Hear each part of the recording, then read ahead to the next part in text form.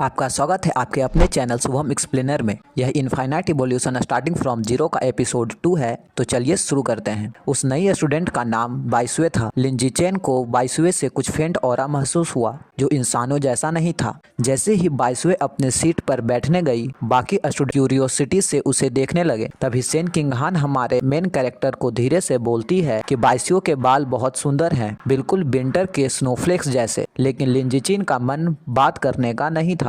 जैसे ही बाइसुए उसके पीछे वाले सीट पर बैठती है, लिंजीचिन का ध्यान बाइसुए की ऑरा की ओर चली जाती है जो ह्यूमन जैसी नहीं थी। लिंजीचिन सोचा, क्या वह एक जीन फ्यूज ह्यूमन है या जीन फ्यूज पर्सन की डिसेंडेंट है। पिछले कुछ दिनों से बाइसुए किसी भी स्टूडेंट से बातें नहीं करती। जब क्लास खत्म हुआ तो वह अपने सीट पर हेड डाउन कर लेती। पहले सारे बच्चे उसके बारे में जानना चाहते थे, पर बाइसुए का रिस्पॉन्स न पाकर उनकी क्यूरियोसिटी भी खत्म हो गई और क्लास पहले जैसा ही हो गया।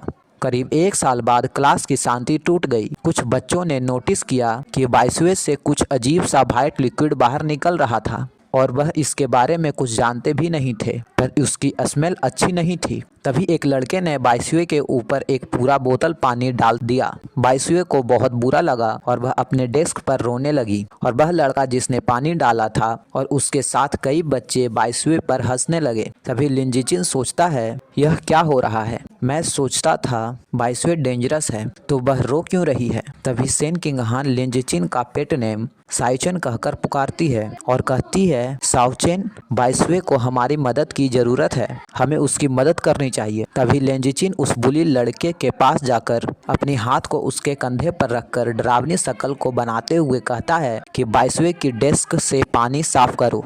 तभी वह बुली लड़का बहुत डर जाता है और वह लड़के जो उस पर हंस रहे थे वे सभी बाइसुए की डेस्क को साफ करने लगते हैं। और दूसरा बुली सोच रहा था, लिंजीचिन पढ़ाई और मारपीट दोनों में ही अच्छा है, यहाँ तक कि ग्रेड 6 के स्टूडेंट्स भी उसके सामने परेशानी खड़ी करने के बारे में नहीं सोचते। हमारे लिए यही अच्छा है कि वह जैसा कह रहा है हम वैसा करें। तभी लिंजीचिन सारे बुलीज को कहता है कि वह बाइसुए से माफी मांगे। तभी सारे बच्चे बाइसुए से माफी मांग लेते हैं। तभी बाइसुए लिंजीचिन और सेन किंगहान को धन्यवाद कहती है। तो सेन किंगहान बताती है कि क्लासमेट्स एक दूसरे की मदद के लिए ही होते हैं। उस दिन से सेन किंगहान और लिंजीचिन बाइसुए के दोस्त बन जाते हैं। जब भी सेन किंगहान के पास कुछ टेस्टी स्नैक्स होते तो वह बाइसुए से जरूर शेयर करती। तभी बाइसुए थोड़ी नर्वस होकर कहती है, मेरी स्मेल अच्छी नहीं है, तो क्या तुम्हें मैं डिस्गस्टिंग नहीं लगती। मुझे माफ करना, ऐसा नहीं है कि मैं तुम पर भरोसा नहीं करती। बात ऐसी है कि जब मैं छोटी हूँ, मेरे आसपास के लोग मुझे अलग नज़रों से देखते हैं, तो ऐसा कोई जो मेरे साथ खड़ा हो ड्रीम जैसा लगता है। तभी सेन किंगहान बोल पड़ती है, नहीं, यह कोई ड्रीम नहीं है, मैं जानती हूँ कि यह कैसा होता है, इसलिए मैं तुमसे कभी भी डिस्गस्टेड फील नहीं कर सकती और हम हमेशा तुम्हारे दोस्त रहेंगे।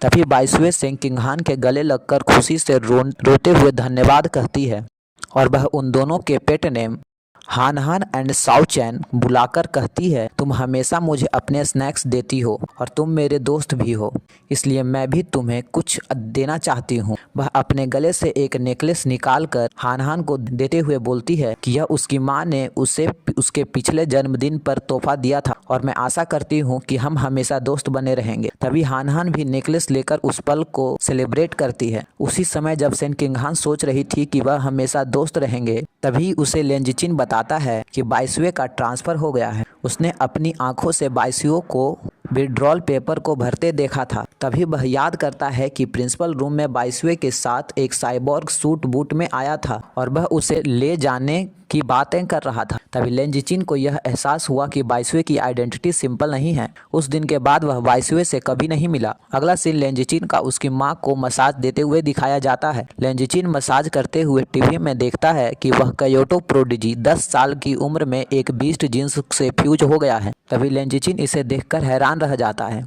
कि यह क्योटो प्रोडिजी अभी से जीन फ्यूजन कर लिया है। तभी उसके माता पिता बोलते हैं कि यह क्योटो प्रोडिजी हमेशा टीवी पर आता रहता है, क्या वह उसे एक इन्फ्लुएंसर बनाना चाहते हैं। तभी इस बात पर लिंजीचिन के पेरेंट्स कुछ बातें करते हैं और लिंजीचिन क्योटो प्रोडिजी के बारे में सोचता है कि क्योटो प्रोडिजी जीन फ्यूजन से पहले 100 केजी बारबेल एक हाथ से उठा सकता था, परंतु जीन फ्यूजन के बाद उसकी स्ट्रेंथ 5 गुना बढ़ चुकी है। जबकि मैं अभी 8 साल का हूँ और मैं पहले ही 300 केजी का वजन किसी जीन फ्यूजन के बिना उठा सकता हूँ। इसे देखते हुए उसकी पोटेंशियल क्योटो प्रोडिजी से भी ज़्यादा है। सब कुछ हिसाब में लगाकर देखा, इसीलिए लगा था कि भविष्य शायद ठीक रहे, लेकिन अगली न्यूज रिपोर्ट ने वह भ्रम तोड़ दिया। उसी पल समझ आया डर के अंदर जीना सच में क्या होता है। न्यूज में बता रहे थे कि पड़ोसी देश पर चूहों जैसे बीस्ट का अटैक हुआ है। तभी एक भयानक चूहे के पंजे में एक लड़की को दिखाया जाता है जो उसे खा जाता है। और यहीं पर हमारा यह वीडियो समाप्त होता है। अगला पार्ट देखने के लिए like share and subscribe and comment जरूर करें। धन्यवाद।